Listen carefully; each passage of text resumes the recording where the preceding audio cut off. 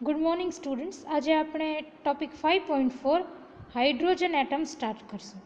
Now consider hydrogen like atom which consists of a nucleus of charge Ze and electron of charge -e. હવે hydrogen atom તમે સમજો છો શું છે?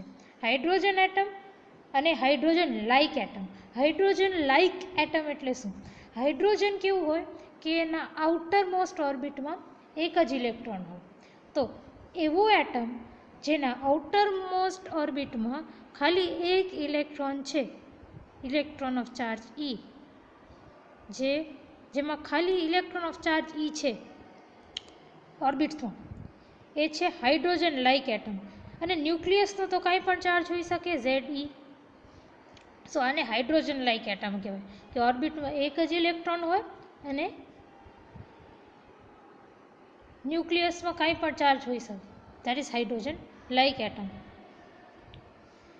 The potential is coulombic and is given by. Now potential તો coulombic જ છે, obviously એક પોઝિટિવ અને એક નેગેટિવ ચાર્જ, એટલે પોટેન્શિયલ એની વચ્ચે coulombic હોય. અને coulomb potential as you know KQ/R². Yes ma'am. હા હા KQ/R². KQ1 Q2/R.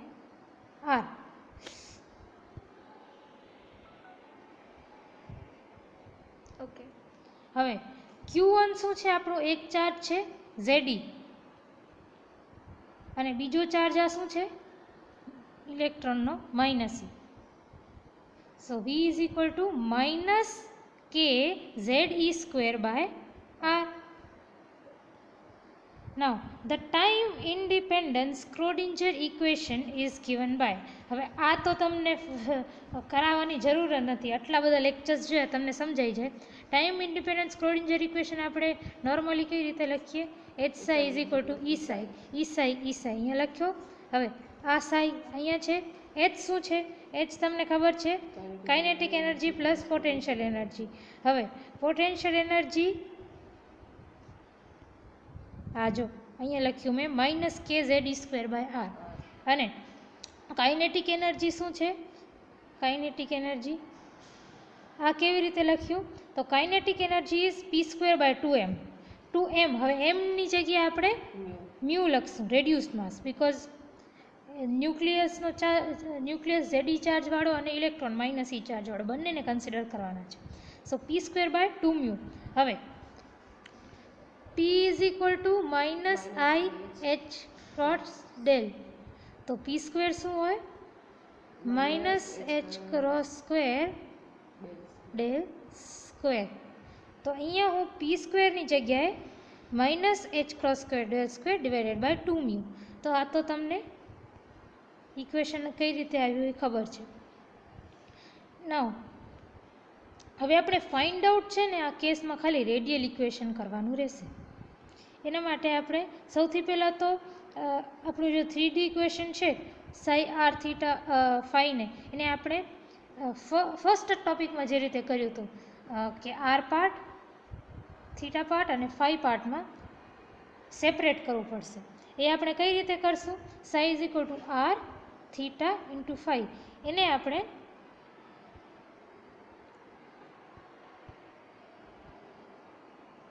આ ઇક્વેશનમાં પુટ કરી દેવાનું.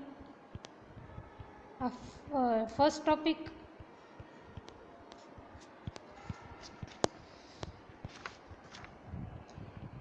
ટોપિકમાં જે કર્યું હતું એ આખી વસ્તુ આપણે ફરીથી કરવાની, કે આ સાઈની આ જે વેલ્યુ છે એને તમને આ ઇક્વેશનમાં પુટ કરી દેવી. તો તમને શું મળતું હતું? ફાઈ પાર્ટ, R પાર્ટ અને થીટા પાર્ટ. પછી આપણે નેક્સ્ટ ટોપિકમાં શું એ જ ટોપિકમાં નેક્સ્ટ શું કર્યું હતું કે ફાઈ પાર્ટનો સોલ્યુશન, પછી તે થીટા પાર્ટનો સોલ્યુશન અને R પાર્ટનો સોલ્યુશન આપણે સામે રાખ્યો હતો, આપણે મળ્યો હતો.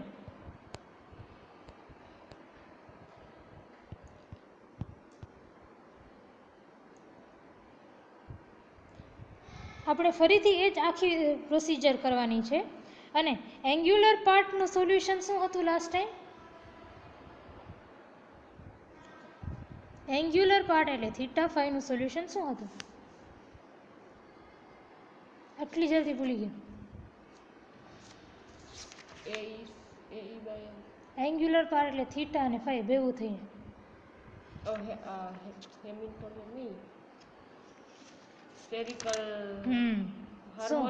Spherical harmonic YLM theta phi. Poonam શું કરે તું ઘરે જઈને?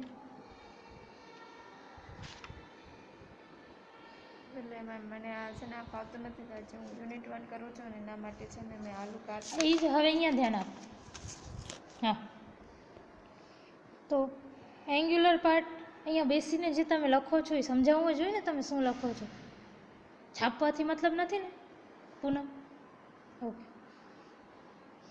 હા, તો એંગ્યુલર પાર્ટનો સોલ્યુશન છે સ્ફેરિકલ હાર્મોનિક્સ, તો એ તો રહેશે જ. હવે આપણો રેડિયલ પાર્ટ આ ઇક્વેશનમાં બદલાશે. રેડિયલ પાર્ટને તમે સોલ્વ કરશો ને putting the about value of psi r theta phi in equation. હવે ડેલ સ્ક્વેરની વેલ્યુ તમને ખબર છે સ્ફેરિકલ પોલાર કોઓર્ડિનેટ્સમાં 1/r² d/dr r² d/dr. Sai સ્ક્વેરની value આ પણ આપણે ફર્સ્ટ ટોપિકમાં કરી.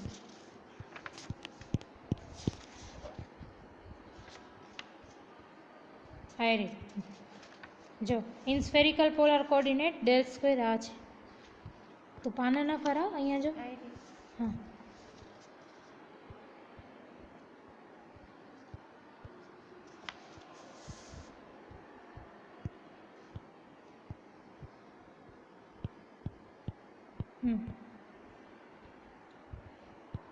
હવે સાઈની વેલ્યુ આપણી પાસે આ છે અને ડેલ સ્ક્વેરની વેલ્યુ આપણે ખબર છે.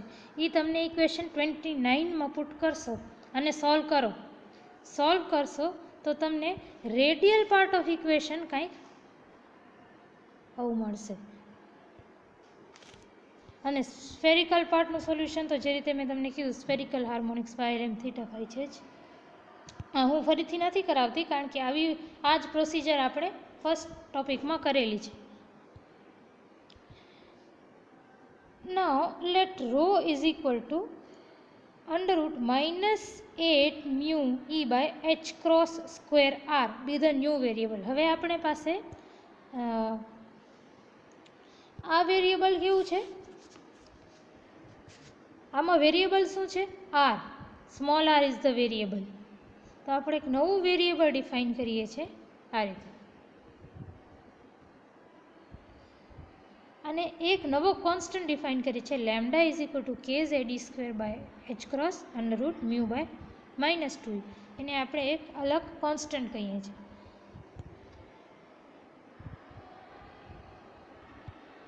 હવે તમે મને પૂછશો કે મેડમ આ રો તમારું ઇમેજનરી ન થઈ ગયું? ન થઈ જાય કારણ કે અંડર રૂટ નેગેટિવ છે. But E is negative for bound states. આ વસ્તુ તમને ખબર છે કે જે બાઉન્ડ સ્ટેટ્સ હોય એના માટે E નેગેટિવ હોય. હાઇડ્રોજનના તમે એનર્જી લેવલ્સ યાદ કરો તો -13.6 ઇલેક્ટ્રોન વોલ્ટ પહેલો, પછી બીજો શું હોય -13.6 ઇલેક્ટ્રોન વોલ્ટ બાય 2², ત્રીજો હોય -13.6 ઇલેક્ટ્રોન વોલ્ટ બાય 3². એ રીતે તો E is negative for bound states. તો અગર આ E નેગેટિવ થઈ જાય તો આખું પોઝિટિવ થઈ જાય. હવે ઇમેજનરી ન રહ્યું ને. તો મેમ એનર્જી છે ને એ તો એનર્જી કેમ નેગેટિવમાં હોઈ શકે? Energy states E is negative. Energy E is negative for bound state. Bound સ્ટેટ્સની વાત કરીએ છીએ.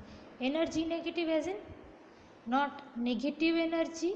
એનર્જી તો કંઈક છે જ બટ એની ડાયરેક્શન એ રીતે વિચાર. Rho and lambda are real quantities.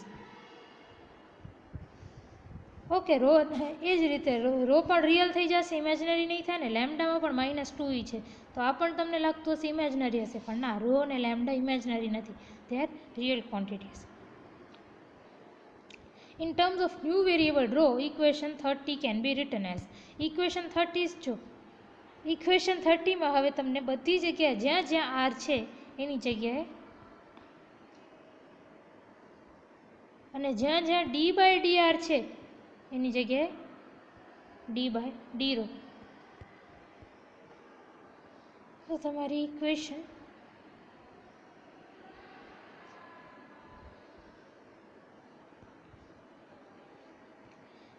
આ છે તમારી radial equation in the form of new variable row.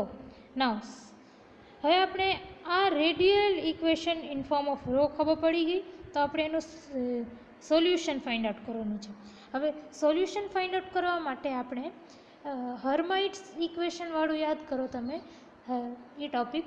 તો આપણે પહેલાં શું કરતા હતા, એસિમ્પ્ટોટિક સોલ્યુશન ફાઇન્ડ આઉટ કરતા હતા. એસિમ્પ્ટોટિક સોલ્યુશન એટલે શું, ઇન્ફિનિટી ઉપર કંઈક સોલ્યુશન ફાઇન્ડ આઉટ કરતા હતા, યાદ આવ્યું? Now, when rho is equal to infinity, this equation will be, equation 31 will reduce to rho infinity. એટલે આ વેલ્યુ 0 થઈ જાય કારણ કે 1 by rho is 0. પછી આ વેલ્યુ પણ 0 થઈ જાય, 1 by rho square is 0. અને આ વેલ્યુ પણ 0 થઈ જાય, આ બંને 0 થઈ જાય. બચે શું? તો આવી કંઈક ઇક્વેશન બને, ઇક્વેશન 32 જેવી. હવે આવી ઇક્વેશનના સોલ્યુશન કેવા હોય? આવું કંઈક exponential minus rho by 2 and exponential plus rho by 2 આવા બે સોલ્યુશન હોય. આ પણ આપણે પહેલાં જોઈ લીધું છે કે આ બે ટાઈપના સોલ્યુશન હોય. અને તમને યાદ હશે કે આપણે કન્સિડર કરતા હતા, આપણે જોતા હતા કે exponential plus rho by 2 is not acceptable. શું કામ એક્સેપ્ટેબલ નહોતું એ? વેવ ફંક્શન પ્લસ 0 ની ઇન્ફાઇનાઇટ. હા મનીષા સર, 0 મળતું વેવ ફંક્શન 0 મળતું હતું ઇન્ફિનિટી. જો તમે જો વેવ ફંક્શન સૌથી પહેલાં તો તમે યાદ કરો કે કન્ડિશન્સ યાદ કરો તમારી વેવ, કોઈ પણ વેવ ફંક્શનની. એટ ઇન્ફિનિટી તમારું કોઈ પણ વેવ ફંક્શન કેવું હોવું જોઈએ? 0. એટ ઇન્ફિનિટી તમારું વેવ ફંક્શન 0 હોવું જોઈએ. બટ અગર આપણે એક્સપોનેન્શિયલ પ્લસ રો બાય 2 ને કન્સિડર કરીએ તો ઇન્ફિનિટી, એટ ઇન્ફિનિટી એટલે rho is equal to infinity, E raise to infinity એટલે પાછું ઇન્ફિનિટી થઈ જાય. Which means rho tends to infinity ઉપર તમારું ફંક્શન પણ ઇન્ફિનિટી થાય છે, વિચ ઇઝ નોટ કરેક્ટ. એવું ન થવું જોઈએ. Your wave function should vanish at infinity. હવે આ જ વસ્તુ તમે એક્સપોનેન્શિયલ માઇનસ રો બાય 2 માટે કન્સિડર કરો. તો જ્યારે રો ઇન્ફિનિટી થશે ત્યારે exponential minus is equal two exponential minus infinity, that is 0. તો આ છે એક્સેપ્ટેબલ, કારણ કે જ્યારે ઇન્ફિનિટી ગયું તમારો વેરિયેબલ ત્યારે તમારું વેવ ફંક્શન ડિમિનિશ થઈ ગયું, 0 થઈ ગયું. સો exponential rho by 2 is not acceptable. So the exact solution is exponential minus rho by 2 and f rho. f rho એક અલગ ફંક્શન છે. જેવી રીતે તમે hy મલ્ટીપ્લાય કરતા હતા હર્માઇટ્સમાં, એ રીતે એક ફંક્શન છે f rho. f rho શું છે આગળ તમને સમજાશે. નાઉ હવે તમને આરની વેલ્યુ મળી ગઈ. Now substituting equation 33 in equation 31. હવે તમને આરની વેલ્યુ મળી. તો હવે તમે શું કરી શકો, આરની વેલ્યુ મળી એટલે D R by D rho મળી શકે. D R by D rho એટલે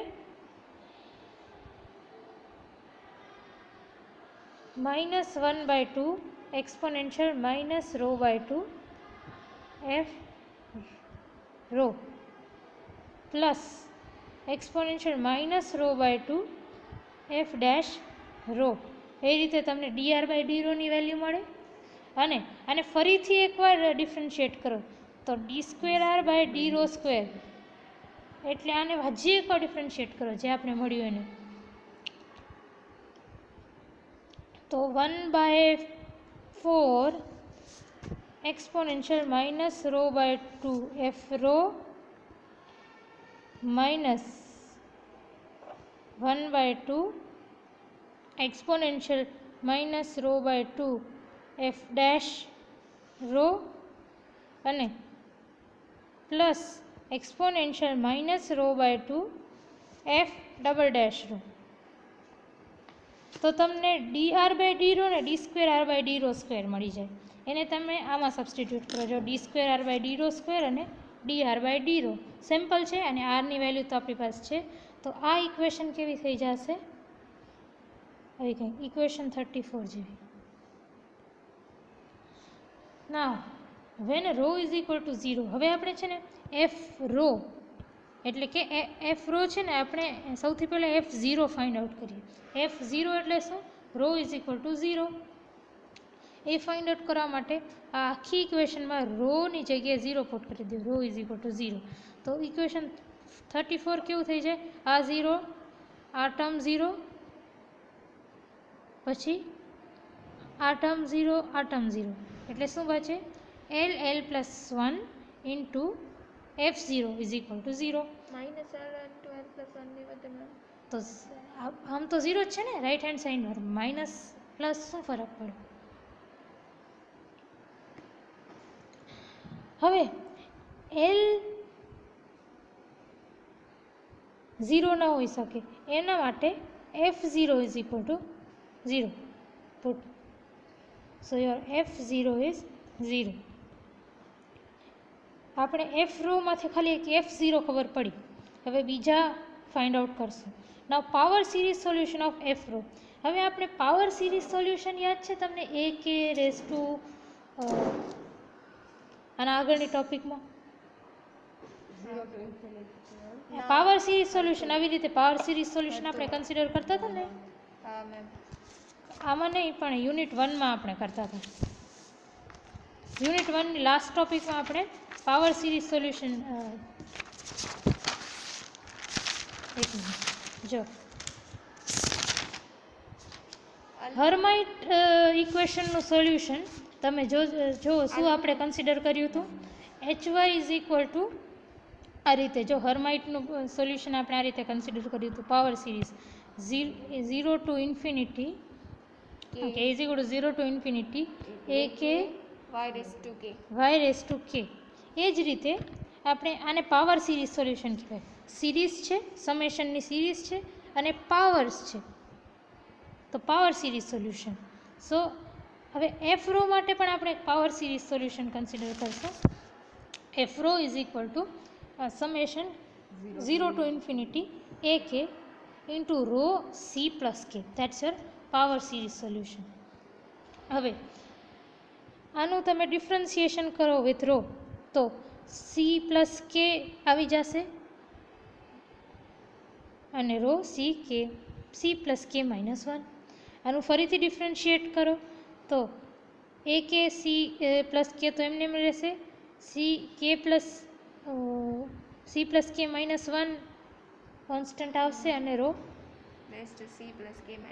yes rho C plus k minus 2. તો તમને rho f rho d f by D rho અને d square f by D rho square મળી ગયું. હવે આ બધાને તમે ફરીથી ઇક્વેશન 34માં પુટ કરો d square f by D rho square d f by D rho અને એફ રો તો તમને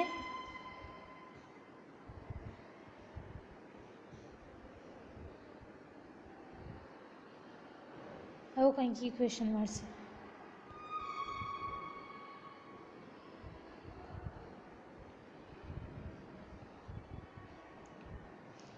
Now equation the coefficient of rho c to 0 એના માટે શું કરવું પડશે કે તમે equating the coefficient of rho c to 0 એટલે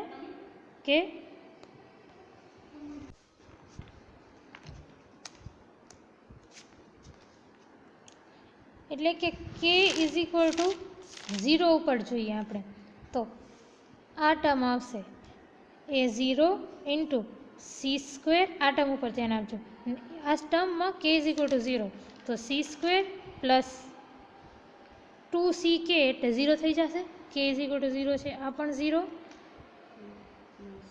આ ટર્મ 0 આ ટર્મ 0 આ c આ રહેશે plus C minus L square plus આ ટર્મ 0 થઈ જશે, એલ સ્ક્વેર એટલે હવે માઇનસ આવશે, minus L square minus L.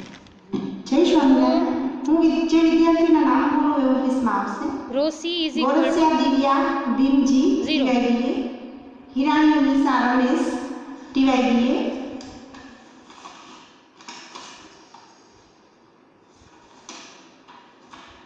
Pindoriya Nita Sinhji TYD કોણ, વાઘેજિયાની પૂનમ જાદરા ટીવાયડી કોણ,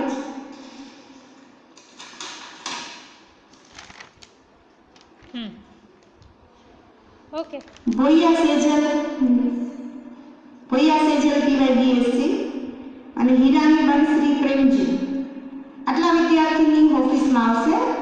પરમાર જ્યોતિ ટીવાયડીએસસી, રાણા ઉર્વશી ટીવાયડીએસસી ને પોકાર ઈશા ટીવાયડીએસસી. કેમ આવશે ઓકે.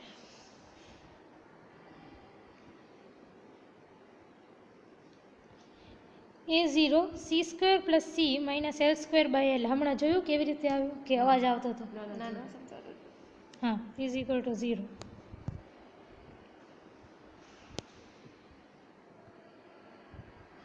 નાવ સી સ્ક્વેર પ્લસ હા A0 સામેની સાઈડ એટલે જો ફરીથી તમને અવાજ આવતો હોય તો ના કે is equal to 0 A0 C square તમને ને સી સ્ક્વેર પ્લસ કે ઇઝ ઇક્વલ ટુ 0 છે તો આ 0 થશે, આ 0 થશે, પછી આ ટર્મ આવશે સી, આ 0 થશે, minus L square minus L અને રો સી પ્લસ કે એટલે rho C is equal to 0.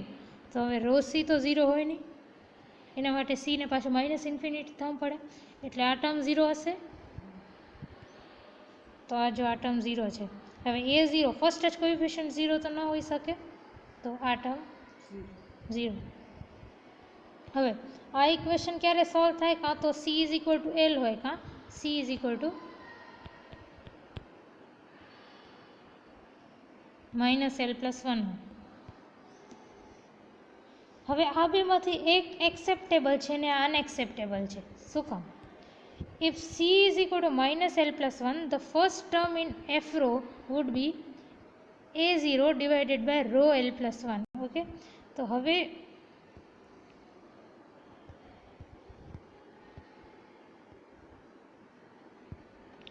if C is equal to minus L plus 1, તો rho C plus K શું થશે?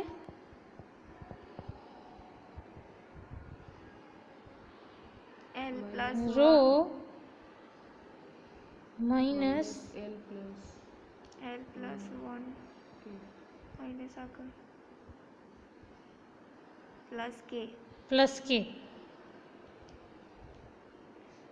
અહીંયા લખો if C is equal to minus L plus 1 તો rho C plus K થશે rho L minus L plus 1 જય સ્વામિનારાયણ. 9:30 વાગે બધા જ ક્લાસ ટીચર મારી ઓફિસમાં મળશે. 9:30 વાગે બધા જ class teacher. minus L plus 1 plus K. આ છે rho C plus K.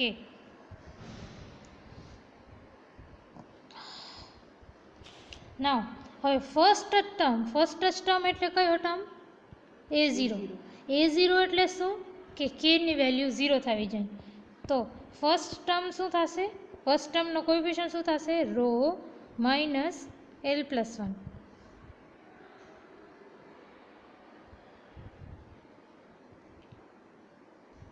એટલે કે 1 by rho L plus 1.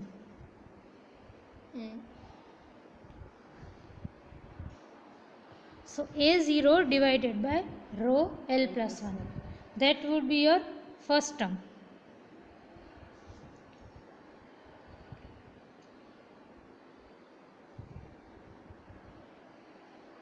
If C is equal to minus L plus 1, the first term would be rho L plus 1 which tends to infinity as rho tends to 0.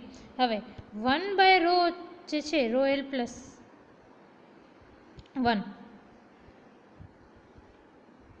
હવે row tends two 0, અગર row tends two 0 થાય તો તમારું equation કેવું થઈ જશે 1/0 ઓર a0/0. તો ડિફાઇનર છે. તો a0/0 શું થાય? ઇન્ફિનિટી. અને 0 ઉપર તમારું વેવ ફંક્શન ઇન્ફિનિટી થવું જોઈએ? ન થવું જોઈએ ને. તો આ એક્સેપ્ટેબલ સોલ્યુશન નથી. Okay. It's unacceptable. C is equal to L is the only acceptable value. Now setting the coefficient of rho L plus K plus 1 in equation 36 to 0, we obtain this. તમે રેકરન્સ relation યાદ કરો first યુનિટમાં. AK plus 1 અને AK વચ્ચે relations find out કર્યું હતું. હા. એ જ રીતે આ સિરીઝમાં પણ AK પ્લસ 1 અને AK વચ્ચે તમને સોલ્યુશન મળી જશે. આપણે ફરીથી નથી કરતા, સેમ પ્રોસિજર છે. નાઉ ફોર લાર્જ વેલ્યુઝ ઓફ કેની વેલ્યુ આ પણ તમને યાદ હશે કે કેની વેલ્યુ બહુ લાર્જ હોય ત્યારે તમે AK plus 1 divided by AK is equal to 1/k મેળવ્યું હતું. એ પણ આપણે રિપીટ નથી કરતા, સેમ વસ્તુ છે. નાઉ E rho is equal to summation 0 to infinity rho k by k factorial. આ યાદ છે તમને? એક્સપોનેન્શિયલને તમે આ રીતે એક્સપેન્ડ કરી શકો, હા. યાદ છે ને? આ પણ આપણે કરી ગયા છીએ. હવે 1/k ફેક્ટોરિયલ કોઈ કોન્સ્ટન્ટ હશે, ઓબ્વિયસલી k કોન્સ્ટન્ટ છે તો 1/k ફેક્ટોરિયલ એ કોન્સ્ટન્ટ હશે. એને એક કોન્સ્ટન્ટ કેપિટલ AK લીધું. તો AK પ્લસ 1 કેવું થાય? 1/k પ્લસ 1 ફેક્ટોરિયલ ને AK થાય k ફેક્ટોરિયલ. હવે k પ્લસ 1 ફેક્ટોરિયલ એટલે શું? k plus 1 into k factorial. k factorial cut તો 1/k પ્લસ 1. અને k ની વેલ્યુ બહુ મોટી છે તો k પ્લસ 1 અને k સરખા જશે, મતલબ અપ્રોક્સિમેટલી.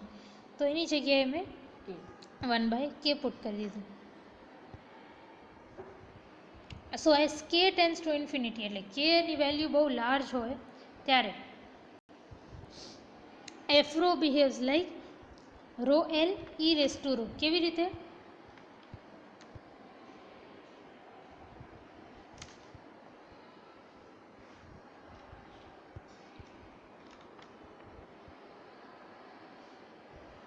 એફ રો, મેં શું કીધું હમણાં? F rho behaves like rho L into e raise to rho. Rho અહીંયાથી મળે તમને રો એલ, અને તમે જોયું આપણું જે કોએફિશિયન્ટ્સ હતા એ ઈ રેસ ટુ રોની જેમ બિહેવ કરે છે. જોયું તમે? અહીંયા જો આ તમારા કોએફિશિયન્ટ્સ જે છે એનાથી જે રેકરન્સ રિલેશન નીકળ્યું એ for large values of k 1/k જેમ બિહેવ કરે છે. એ જ રીતે તમે ઈ રેસ ટુ રો જુઓ, ઈ રેસ ટુ રોના જે કોએફિશિયન્ટ છે એ પણ લાર્જ વેલ્યુઝ ઉપર આ જ રીતે બિહેવ કરે છે. ઇન ઇફેક્ટ આપણે શું કહીએ છીએ કે આ જે કોએફિશિયન્ટ્સ છે એ ઈ રેસ ટુ રોની જેમ બિહેવ કરે છે. એટલે આ કોએફિશિયન્ટ્સ ઈ રેસ ટુ રોની જેમ બિહેવ કરશે ને આ તો રો એલ છે જ. તો FP કઈ રીતે બિહેવ કરે છે? એફ રો કઈ રીતે બિહેવ કરે છે? E raise to rho into rho L. So at k tends to infinity, એટલે k ની વેલ્યુ જ્યારે બહુ લાર્જ હોય ત્યારે F rho behaves like rho L E raise to rho and the series becomes. And હવે આર રો કેવું થઈ જાય? આર રો જુઓ તમે, આર રોમાં એફ રોની વેલ્યુ નાખો એટલે શું? R rho is equal to E raise to minus rho by 2. અને એફ રો કેવી રીતે બિહેવ કરે છે? F rho E raise to row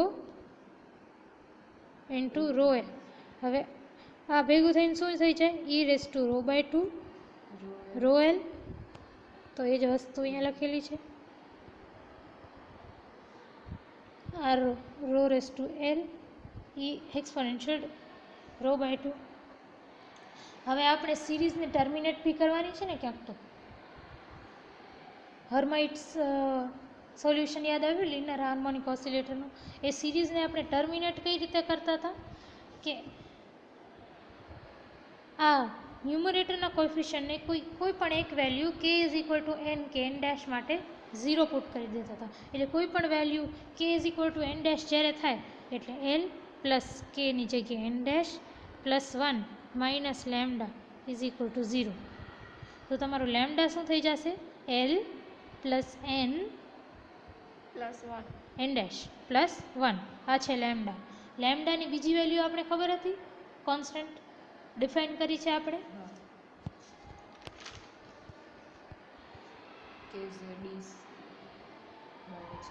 તો આપણે લેમ્ડાની એક વેલ્યુ ડિફાઇન કરેલી છે. હા એ આઈ. kz(e²/h²² √μ/-2e આયરી ઉપર કરેલી છે. તો હમણાં આપણે જોયું કે lambda is equal two l plus n dash plus 1 અને lambda is equal two kz(e²/h²² √μ/-2. હવે આ લેમ્ડા છે ને એને એક નવું નામ આપીએ જે છે સ્મોલ n. શું કામ આપ્યું હું કહીશ. હવે આ ઇક્વેશનને બંને બાજુ સ્ક્વેર કરો અને સિમ્પ્લિફાય કરો અને પછી ને સબ્જેક્ટ ઓફ ઇક્વેશન બનાવો તો આવું કંઈક મળશે. Now this n is nothing but the principal quantum number. Principal quantum number એટલે શું ખબર છે? આ તો ખબર હોય છે, 12th સ્ટાન્ડર્ડથી કરો છો તમે. n is equal to 0, n is equal to 1. First હાઇડ્રોજનનું ફર્સ્ટ સ્ટેટ હોય n is equal to 0, second state હોય n is equal to 1, third state હોય n ઇઝ ઇક્વલ ટુ 2. કેવી રીતે એમએસસી કરશો ફિઝિક્સમાં? જો 11 12થનું યાદ ન હોય તો એટલે ઈ અમારે 12થમાં ગુજરાતીમાં પાછું અલગ નામ આવ્યું હોય ને ક્વોન્ટમ નંબરના નામ અલગ રહેશે. ના પ્રિન્સિપલ શું કીધું હમણાં પ્રિન્સિપલ ક્વોન્ટમ નંબર અલગ નામ રહેતું. પ્રિન્સિપલ ક્વોન્ટમ નંબર તો નતા કહેતા પણ બીજું કોઈ ઓકે, એટલે તો કન્ફ્યુઝન થઈ જાય છે.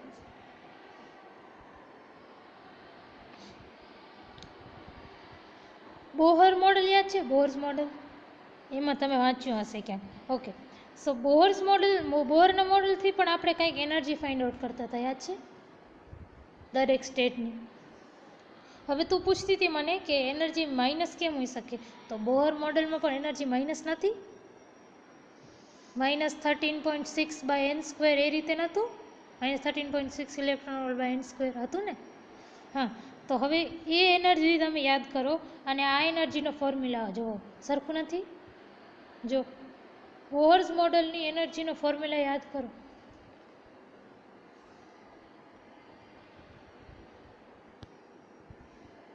ના radial wave functions.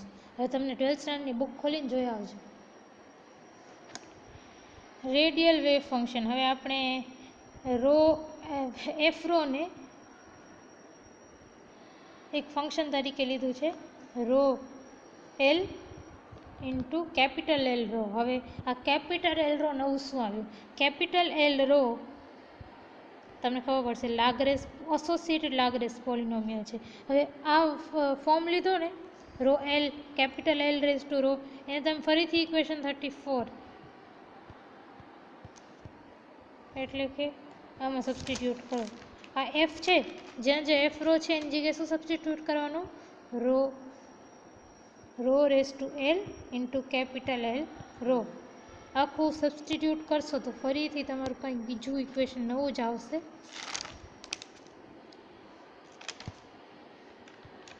Now this is called associated Lagrange polynomial of order p and degree q minus p. આ તમારી કદાચ મેથ્સમાં છે કે મેથ્સમાં આવ્યું કે નથી આવ્યું? લાગ્રાન્જિયન? ના, લાગ્રાન્જિયન ની લાગ્રેસ પોલિનોમિયલ. લાગ્રેસ તો નથી, લાગ્રાન્જિયન. હા, તો તમારી સ્કોપ ઓફ સ્ટડીની બારે છે આઈ ગેસ. તમને રિમેમ્બર કરવું પડશે. આને એસોસિએટેડ લાગ્રેન્જ ઇક્વેશન કહેવાય, જેનો ઓર્ડર p હોય અને ઓર્ડરને તમે ઉપર લખો અને ડિગ્રી હોય ક્યુ માઇનસ પી અને એને તમે એલ પી ક્યુ રો તરીકે ડિનોટ કરી શકો. હવે આ છે તમારું એસોસિએટેડ લાગેરેસ પોલિનોમિયલ. આ જ ઇક્વેશનને ફરીથી આ રીતે લખ્યો, બસ એલ રોની જગ્યાએ અહીંયા પી અને ક્યુ, ખાલી ડિગ્રી અને ઓર્ડર દર્શાવવા માટે.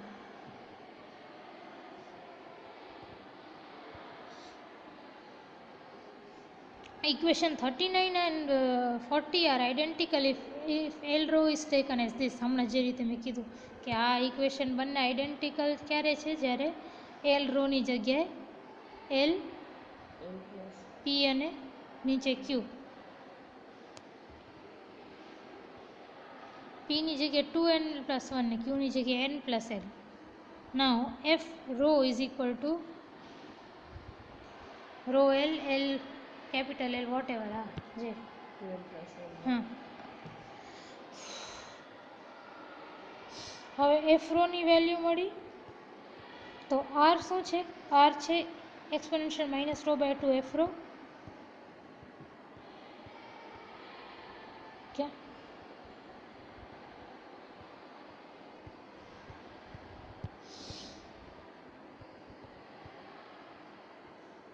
હારું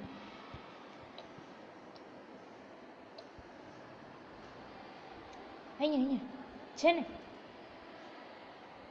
આરની વેલ્યુ તો આ છે ઇક્વેશન 33.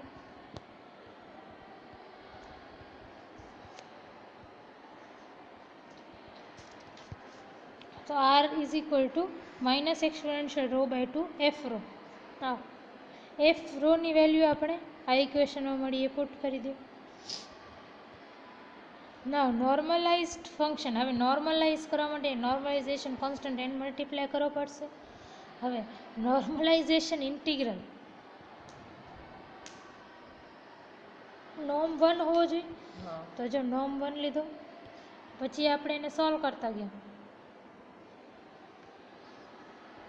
આ નોર્મ પણ તમને મોસ્ટ પ્રોબેબલી રિમેમ્બર કરવો પડશે, કારણ કે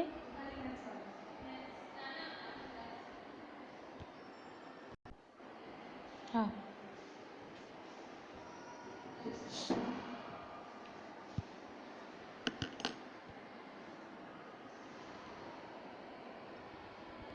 હવે જો આ પોલિનોમિયલ છે ને સ્ટાન્ડર્ડ ઇન્ટિગ્રલ, આની વેલ્યુ તમને ક્યાંય તમારા સ્કોપમાં નથી વાત કે સોલ્વ કરવાના, તો તમને આની વેલ્યુ આ રીતે જે છે યાદ જ કરવી પડશે. યાદ કરીને પછી આ એક યાદ થઈ જશે તો આખું આવડી જશે તમને, કે એનને તમે સબ્જેક્ટ ઓફ ઇક્વેશન બનાવો એ રીતે.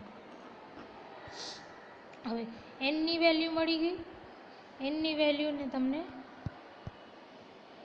આમાં પુટ કરી દો આ ઇક્વેશનમાં, તો આર એન એલની વેલ્યુ મળી જશે. હવે આર એન એલની વેલ્યુ મળે ને એમાં તમે જે 4ε0 છે, 4ε0 ને AH રાખજો.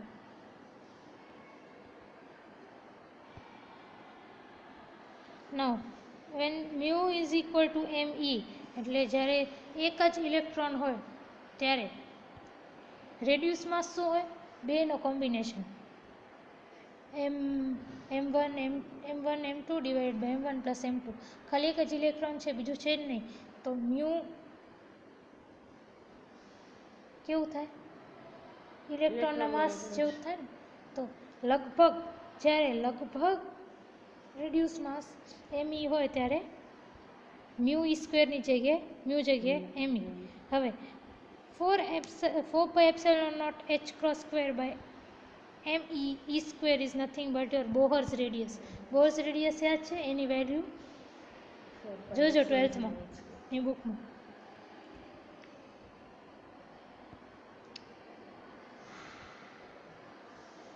હવે તમને આમાં n ઇઝ ઇક્વલ ટુ 1 ત્યારે l is equal to 0 A value રાખો તો આર એન એલ R10 થઈ જાય. આ ઇક્વેશનથી આવું કંઈક મળશે. પછી n ઇઝ ઇક્વલ ટુ 2 અને ત્યારે l ઇઝ ઇક્વલ ટુ 0 એટલે r2 0 અને તમે આ ઇક્વેશનમાં નાખો તો આવી કંઈક વેલ્યુ બસ એ જ રીતે તમે કાંઈ પણ લઈ શકો. કમ્પ્લીટ વેવ ફંક્શન કઈ રીતે થશે? કમ્પ્લીટ આપણે RNL ફાઇન્ડ આઉટ કર્યું શું હતું? ખાલી રેડિયલ સોલ્યુશન. આખું શું હોય? રેડિયલ અને સ્ફેરિકલ. સ્ફેરિકલમાં થીટા ફાઈ આવી જાય તો આખું વેવ ફંક્શન આવી રીતે છે, જેમાં n શું છે 1 2 3 4 વોટેવર, l છે 0 1 2 થી n-1 અને m શું હોય 0 ±1 ±2. આ આપણે ક્વોન્ટમ મિકેનિક્સમાં 12th સ્ટાન્ડર્ડથી ભણી ગયા છીએ ને, આપણે હમણાં પણ સોલ્વ કર્યું. n શું છે? Principal quantum number. l શું છે? Orbital quantum number. ને m શું છે? Magnetic quantum number. psi 100, ધારો કે એક એક્ઝામ્પલ લીધું, psi 100 ફાઇન્ડ આઉટ કરવું હોય તો હું શું કરું? psi 100 એના માટે હું psi 100 તો મને શું કરવું પડે? n l અને m. psi nl m છે ને, તો r nl એટલે કે r 10 અને y lm એટલે y 00. હવે r10 ની વેલ્યુ આપણે ફાઇન્ડ આઉટ કરી ઉપર. r10 ની વેલ્યુ જો ફાઇન્ડ આઉટ કરી અને y lm 00 એટલે y00 ની વેલ્યુ આપણે ફર્સ્ટ ટોપિકમાં ફાઇન્ડ આઉટ કરી હતી. એ કેટલી હતી જુઓ તમે, 1/4√4π. તો એ તમે સબસ્ટિટ્યૂટ કરી દો તો તમને psi 100 ની વેલ્યુ મળી જશે. તો તમને કમ્પ્લીટ સોલ્યુશન હાઇડ્રોજન લાઇક એટમનું મળી ગયું, સ્ફેરિકલ હાર્મોનિક્સ અને રેડિયલ પાર્ટને સોલ્વ કરીને. Now radial probability density in spherical polar coordinates volume element. હવે સ્ફેરિકલ પોલાર કોઓર્ડિનેટ્સમાં તમને વોલ્યુમ એલિમેન્ટ યાદ છે કેવી રીતે કેટલું હોય કે ક્યારે નથી આવ્યું? જો જે રીતે કાર્ટેશિયન કોઓર્ડિનેટમાં dx dy ઇન્ટુ dz હોય, એ જ રીતે સ્ફેરિકલ પોલાર કોઓર્ડિનેટ્સમાં જે r થીટા ફાઈવાળા છે એમાં r² dr sine theta D theta D phi. આ તમને કદાચ કોશા મેડમે કરાવ્યું હોય પેપર 507. ઓકે,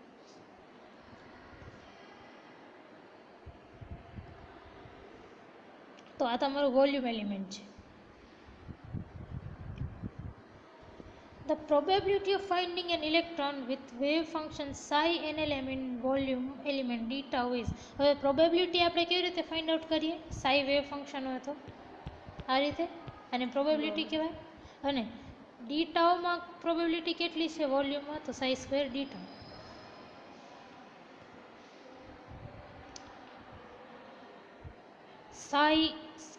psi શું છે? RNL into YLM.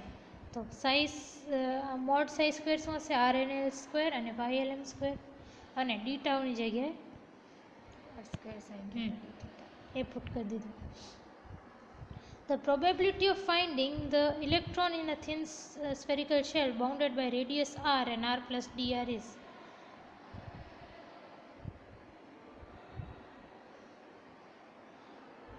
હવે પ્રોબેબિલિટી એક થિન શેલ લ્યો, શેલ એટલે આવું કાંઈ, એની રેડિયસ dr છે, આ r છે અને આ dr છે, r પ્લસ dr એટલે કે આટલો પોર્શન dr.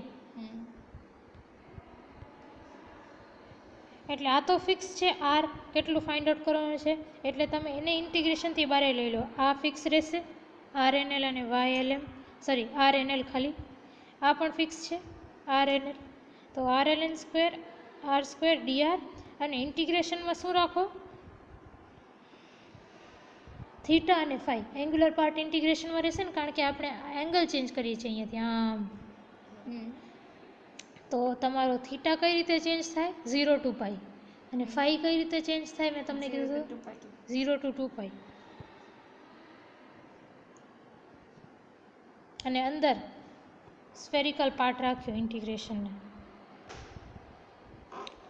બટ હવે આ તમને આપેલું છે, સોલ્વ કરવું હોય તો તમે કરી શકો, બટ આ તમને આપેલું છે કે સ્ફેરિકલ હાર્મોનિકનું ઇન્ટિગ્રેશન 1 થાય. સો PNLR એટલે પ્રોબેબિલિટી ઇઝ ઇક્વલ ટુ ખાલી આટલો part RNL square R square DR.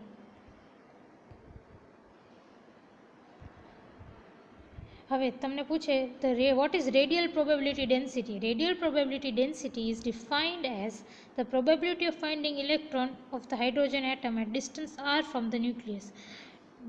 ન્યુક્લિયસથી distance કોઈ પણ ડિસ્ટન્સ r ઉપર શું પ્રોબેબિલિટી છે ફાઇન્ડ આઉટ કરવાની ઇલેક્ટ્રોન ફાઇન્ડ આઉટ કરવાની શું પ્રોબેબિલિટી છે, એને રેડિયલ પ્રોબેબિલિટી ડેન્સિટી કહેવાય. આ તમને 1 માર્ક કે પૂછી શકે. હવે ડીઆર અગર જાય તો PNLR is equal to R square RNL વચ્ચે RNL સ્ક્વેર. હવે આ તમે હોમવર્કમાં લઈ શકો LQ4.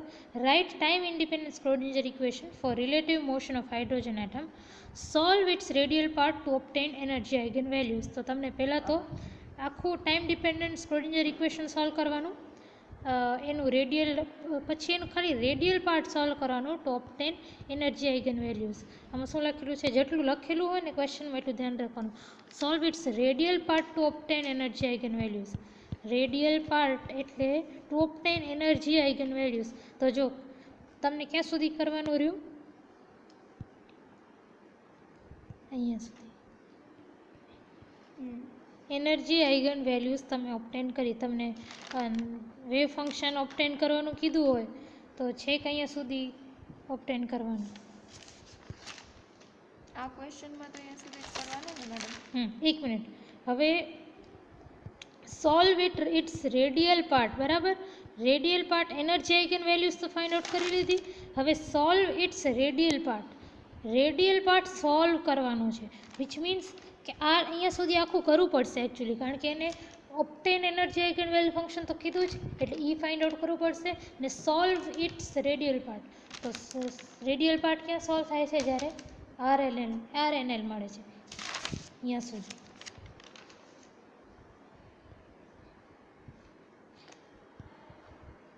વોટ, પછી સેકન્ડ ક્વેશ્ચન છે વોટ ઇઝ ધ, એ શોર્ટ ક્વેશ્ચન છે, what is the potential in case of hydrogen like atom. એ તો સ્ટાર્ટિંગમાં છે જ, આયર્યુ પોટેન્શિયલ.